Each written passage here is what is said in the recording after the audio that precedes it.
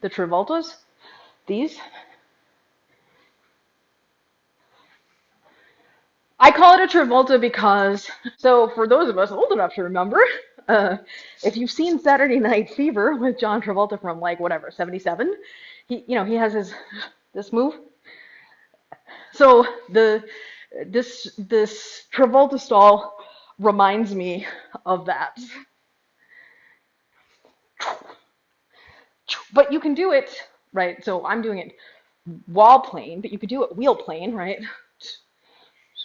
But then you can also do the other wheel plane where the left goes up, and you'll notice my left up is not as clean as my right up. If you want to do the wheel plane or side plane as I like to call it, one hand, you're lefty, so I would say for you, do your upstall with your left hand.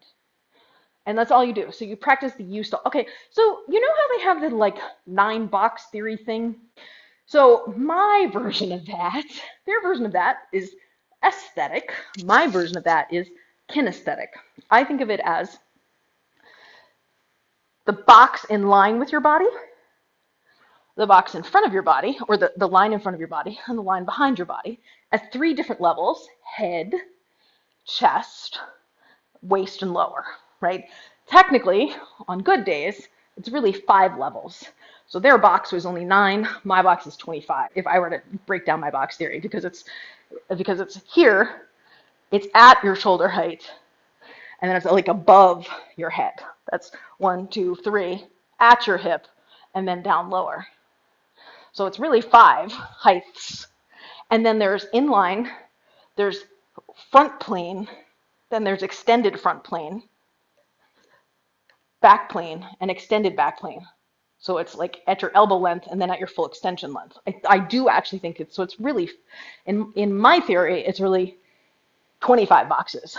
But ignoring that part of it, the U stall is the one that you want to practice for the up stall, where you're going from on the side plane, the front, not the, or the far front, right? So this is far front, this is front.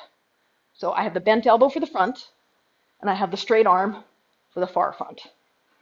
I do think kinesthetically they feel different. So one is doing this, and then your other arm is using the comparable slot, so I call these slots, in the down stall. So this is the front and back, or the far front and far back. So the extension, the full extension is if you're using the far front and the far back. The close one is if you're using the back and the front slot, right? So this is why I think it's relevant. You want to also make sure that you don't accidentally do this. You're working on your side plane thing here, right? But then you turn, and so it really becomes front plane. You want to make sure that you keep it side plane. And then from same direction, if you're doing your left stall, your left hand in the up stall, then what's going to happen is, oh gosh, it'll be like this.